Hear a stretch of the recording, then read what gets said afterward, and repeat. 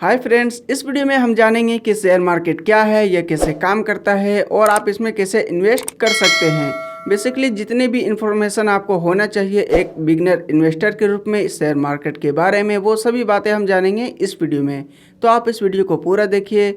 मैं हूँ इकबाल और आप देख रहे हैं हमारा net. Stock market, share market या इक्विटी मार्केट, ये तीनों का मतलब एक ही होता है। यह वह मार्केट होता है जहां पे आप किसी भी कंपनी के शेयर को खरीद सकते हैं या फिर बेच सकते हैं। यदि किसी कंपनी का आप शेयर खरीदते हैं तो जितने परसेंट शेयर आप उस कंपनी का खरीदे हैं उतने परसेंट हिस्सा आपको उस कंपनी का मिल जाता है और आपके मिले हुए हिस्से का आप मालिक हो जाते हैं। यानी उतने परसेंट उस कंपनी के आप ओनर हो जाते हैं। यानी फ्यूचर में अगर कभी वो कंपनी ग्रो करती है तो आपको कुछ परसेंट प्रॉफिट होगा और अगर वो कंपनी लॉस करती है तो आपको भी लॉस होगा। आइए इसे हम एक एग्जाम्पल में समझते हैं। आपका एक फ्रेंड है जो अपने बिजनेस को ग्रो करने के लिए आपसे कहता है कि आप उसके कंपनी में इन्वेस्ट कीजिए। अगर उस कंपनी का टोटल वैल्यू 50,000 रुपया है और आप उस कंपनी में 25,000 इन्वेस्ट करते हैं तो उस कंपनी का 50% शेयर आपका हो जाता है। यानी उस कंपनी का आधा मालिक आप हो जाते हैं। अगर भविष्य में कभी वो कंपनी ग्रो करता है तो आपको प्रॉफिट होगा और अगर वो कंपनी डूब जाता है तो आपको भी लॉस होगा। इसी तरह जो है शेयर मार्केट काम करता है बड़े पैमाने पे, जहाँ पे कोई भी कंपनी अपनी ग्रोथ के लिए लोगों से पैसा लेती है और कोई भी पर्सन किसी भी कंपनी में इन्वेस्ट करके उस कंपनी का शेयर होल्डर बन जाते हैं। स्टॉक एक्सचेंज वो जगह, वो बिल्डिंग है जहाँ पे कोई भी कंपनी का शेयर खरीदा या बेचा जाता है। इसे दो टाइप में डिवाइड किया गया है। पहला है प्राइमरी मार्केट, दूसरा है सेकेंडरी मार्केट। प्राइमरी मार्केट वह जगह है जहां पे कंपनी अपने शेयर को बेचती है और अपने शेयर प्राइस को खुद तय करती है। बेसिकली कंपनी ये देखती है कि लोगों में कितने इंटरेस्ट है उसके शेयर को खरीदने में। अगर डिमांड ज़्यादा है तो वो हाई प्राइस में सेल करती है और अगर डिमांड कम है तो वो लो प्राइस में सेल करती है। यानी वो ये तय करती है कि उसके शेयर प्राइस मिनिमम कितना होगा और मैक्सिमम कितना होगा और इस प्राइस रेंज में ही वो अपने शेयर को बेचती है। कंपनी के हर शेयर की वैल्यू इक्वल होती है। अब ये कंपनी के ऊपर है कि वो कितने शेयर बनाए। तो आइए इसे हम एक एग्जांपल में समझते हैं। अगर किसी कंपनी का टोटल वैल्यू 1,00,000 रुपए है और कंपनी 1,00,000 शेयर निकालती है तो हर एक शेयर का कीमत 1 रुपये होता है। अगर कंपनी 50,000 शेयर निकालती है तो हर एक शेयर का कीमत 2 रुपये होता है और अगर कंपनी सिर्फ 20,000 शेयर निकालती है तो हर एक शेयर का कीमत 5 रुपये होता है। कंपनी का जो फर्स्ट ओनर यानी फाउंडर होता है वो कभी भी अपनी कंपनी का 100% शेयर को सेल नहीं करता, क्योंकि जिस इंसान के पास भी 50% शेयर होगा वो उस कंपनी का डिसीजन ले सकता है और फाउंडर चाहता है कि वो अपने कंपनी का डिसीजन खुद ले, इसलिए वो 50% से ज़्यादा का शेयर अपने पास ही होल्ड करके रखता है और बाकी सेल कर देता है। सेकेंडरी मार्केट में वे लोग जो ऑलरेडी कंपनी का शेयर पहले से ही खरीद चुके हैं वो अब और लोगों को अपने शेयर सेल करती है। यानी सेकेंडरी मार्केट में लोग आपस में ही शेयर की खरीद बिक्री करती है। प्राइमरी मार्केट में क्या था कि कंपनी अपना शेयर का प्राइस तय किया और लोगों तक सेल किया, लेकिन सेकेंडरी मार्केट में वो अब कुछ नहीं कर सकता।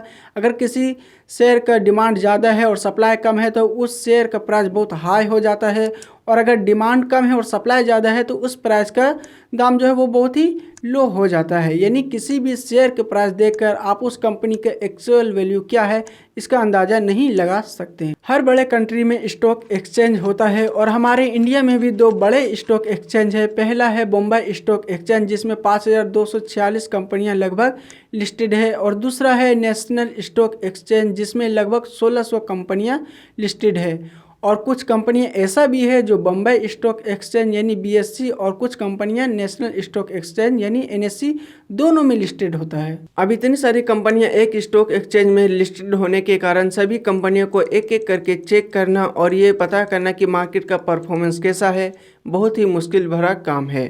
तो इस काम को आसान करने के लिए एक मेजरमेंट बनाई गई है जिसे हम इंडेक्स कहते हैं। इंडेक्स दो तरह के होता है।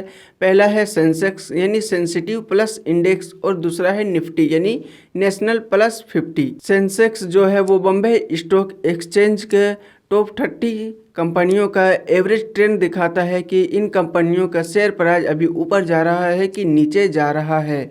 और इसी तरह निफ्टी नेशनल स्टॉक एक्सचेंज के टॉप 50 कंपनियों का एवरेज ट्रेंड दिखाता है कि इन कंपनियों का शेयर प्राइस अभी ऊपर जा रहा है कि नीचे जा रहा है। अब आपके मन में ये सवाल जरूर होगा कि सिर्फ टॉप 30 या टॉप 50 कंपनियों के परफॉर्मेंस देख के हम ये कैसे जान सकते हैं कि इंडियन शेयर मार्केट का जो परफॉर्मेंस है वो हाई यानी बुल मार्केट में है और परफॉर्मेंस लो यानी बियर मार्केट में है। तो दोस्तों, ये जो टॉप 30 या टॉप 50 कंपनी होता है, इसका कैपिटल वैल्यू पूरे शेयर मार्केट के 50% होता है और इससे ही पता चल जाता है कि शेयर मार्केट का अभी परफॉर्मेंस कैसा है। सेंसेक्स में टॉप 30 और निफ्टी में टॉप 50 वही कंपनियां लिस्टेड होती है जिसका मार्केट परफॉर्मेंस अच्छा होता है, और जिस कंपनी का परफॉर्मेंस अच्छा नहीं होता है वो इस लिस्ट से बाहर हो जाता है और उसके जगह दूसरी कंपनी ले लेती है, और इस तरह हमेशा होते रहता है। अगर किसी कंपनी को अपना शेयर स्टॉक एक्सचेंज में जाकर बेचना है तो हम इसे कहेंगे पब्लिक लिस्टिंग कराना उस कंपनी की, और अगर कोई कंपनी इसे फर्स्ट टाइम कर रहा है तो इसे हम आईपीओ कहते हैं, यानी इनिशियल पब्लिक ऑफरिंग, यानी यह कंपनी फर्स्ट टाइम ऑफर कर रहा लोगों को अपने शेयर खरीदने के लिए। आज के समय में किसी कंपनी को स्टॉक एक्सचेंज में लिस्टिंग कराना एक लंबा और कॉम्प्लिकेटेड प्रोसेस है, यानी अब कोई अपनी फेक कंपनी के वैल्यू दिखाकर लोगों से उसके पैसे लेकर नहीं भाग सकती, उसके साथ स्कैम नहीं कर सकती,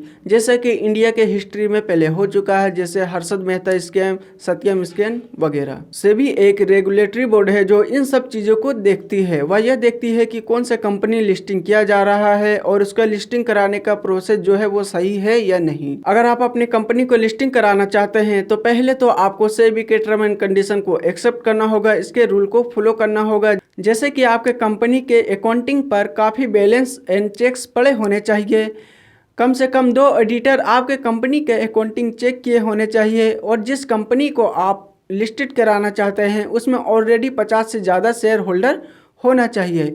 इन सभी प्रोसेस में 3 साल तक का टाइम भी लग सकता है, और जब आप अपने कंपनी का शेयर बेचने के लिए स्टॉक मार्केट में जाते हैं और वहां पे अगर कोई इंटरेस्ट नहीं दिखाता है आपके कंपनी में इन्वेस्ट करने के लिए, तो हो सकता है कि सेबी आपके कंपनी को वहां से हटा भी दे। इसके अलावा और भी बहुत सारे रूल है जिसे आप रिसर्च करके जान सकते हैं। अब हम जानते हैं कि किसी कंपनी में हम कैसे इन्वेस्ट कर सकते हैं उसके शेयर को खरीद कर। इंटरनेट आने से पहले अगर आप किसी कंपनी में इन्वेस्ट करना चाहते थे तो इसके लिए आपको स्टॉक एक्सचेंज ऑफिस जाना पड़ता था, पर जब से इंटरनेट आ गया है ये काम आप घर बैठे ही कर सकते हैं। इसके लिए 3 अकाउंट की ज़रूरत है। पहला है बैंक अकाउंट, दूसरा है ट्रेडिंग अकाउंट और तीसरा है डीमैट अकाउंट। बैंक अकाउंट इसलिए क्योंकि आप इसमें पैसा रखते हैं, ट्रेडिंग अकाउंट इसलिए क्योंकि जब आप कोई शेयर खरीदते हैं तो वो आपको ट्रेडिंग अकाउंट के थ्रू ही मिलता है, और डीमैट अकाउंट इसलिए क्योंकि जो शेयर आप खरीदे हैं उसे आप इसमें होल्ड कीजिएगा। जिस तरह बैंक अकाउंट में आप पैसा रखते हैं उसी तरह आप डीमैट अकाउंट में किसी भी शेयर को खरीद के रख सकते हैं। अब बहुत सारे बैंक ये आपको ऑफर करती है कि ये तीनों अकाउंट आप वहां पे ओपन करा लीजिए, और ये तीनों अकाउंट एक दूसरे से लिंक होते हैं। किसी कंपनी के आईपीओ आने के बाद अगर उस कंपनी का कोई शेयर खरीदता है, उसमें इन्वेस्ट करता है, तो उसे रिटेल इन्वेस्टर कहा जाता है। अगर आप और हम किसी कंपनी में इन्वेस्ट करना चाहते हैं तो हम किसी कंपनी के शेयर को डायरेक्ट नहीं खरीद सकते, इसके लिए हमें एक ब्रोकर की ज़रूरत होती है। ब्रोकर हम उसे कहते हैं जो कंपनी के शेयर को बेचने वाले और कंपनी के शेयर को खरीदने वाले को मिलाती है। आपका ब्रोकर आपका बैंक भी हो सकता है, कोई प्लेटफॉर्म भी हो सकता है या ऐप भी हो सकता है, और ये ब्रोकर जो है वो सेबी से रजिस्टर्ड होता है। जब आप किसी ब्रोकर के थ्रू किसी कंपनी में इन्वेस्ट करते हैं तो ब्रोकर आपसे कुछ फीस लेती है जिसे ब्रोकरेज रेट कहा जाता है। ब्रोकरेज रेट नॉर्मली 0.1 से 1% तक के होता है, और ब्रोकरेज रेट जितना कम हो उतना अच्छा है। ब्रोकरेज रेट उसके लिए डिसएडवांटेज है जो बहुत ज़्यादा ट्रेडिंग करता है, यानी शेयर के खरीद बिक्री करता रहता है, लेकिन जो लॉन्ग टाइम के लिए किसी कंपनी में इन्वेस्ट करता है उसके लिए ये ज़्यादा मैटर नहीं करता है। इन्वेस्टिंग और ट्रेडिंग 2 अलग अलग चीज़ होती है। इन्वेस्टिंग हम उसे कहते हैं जब आप किसी कंपनी के शेयर को लॉन्ग टाइम के लिए खरीदते हैं और उसे होल्ड करते हैं, जबकि ट्रेडिंग हम उसे कहते हैं जब आप किसी कंपनी के शेयर को शॉर्ट टाइम के लिए खरीदते हैं और उसे सेल और बाय करते रहना, यानी दिन भर यही करते रहना। बहुत सारे लोगों को शेयर मार्केट में इन्वेस्टमेंट करना जुए खेलने जैसा लगता है, क्योंकि इसमें बहुत ज़्यादा रिस्क होता है उन लोगों के लिए जिसे यह नहीं पता कि शेयर मार्केट क्या है, कौन सी कंपनी अच्छा है, उसका परफॉर्मेंस कैसा है। जो सिर्फ कंपनी के शेयर प्राइस देखकर उसमें इन्वेस्ट करता है वो हमेशा रिस्क में रहता है, क्योंकि शेयर प्राइस हमेशा अप डाउन होते रहता है और शेयर प्राइस कभी भी कंपनी के एक्चुअल वैल्यू को शो नहीं कराती। शेयर मार्केट में आप कभी किसी और के कहने पे इन्वेस्टमेंट ना करें और ना ही किसी और से पैसे उधार लेके इन्वेस्टमेंट करें, क्योंकि इसमें रिस्क बहुत ज़्यादा होता है।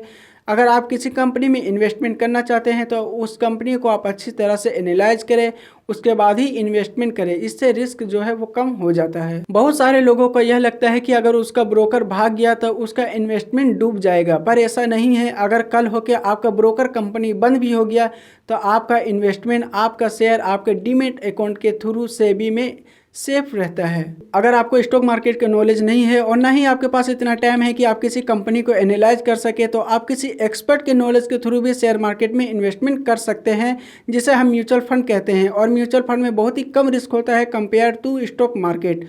म्यूचुअल फंड क्या है, ये कैसे काम करता है और इसमें आप कैसे इन्वेस्ट कर सकते हैं, ये अगर आप जानना चाहते हैं तो जो सामने वीडियो शो हो रहा है उस पर आप क्लिक कर लीजिए और ये वीडियो अपने उन दोस्तों तक शेयर कीजिए जिसे स्टॉक मार्केट में इंटरेस्ट है। तो मिलते हैं आपसे अगले वीडियो में।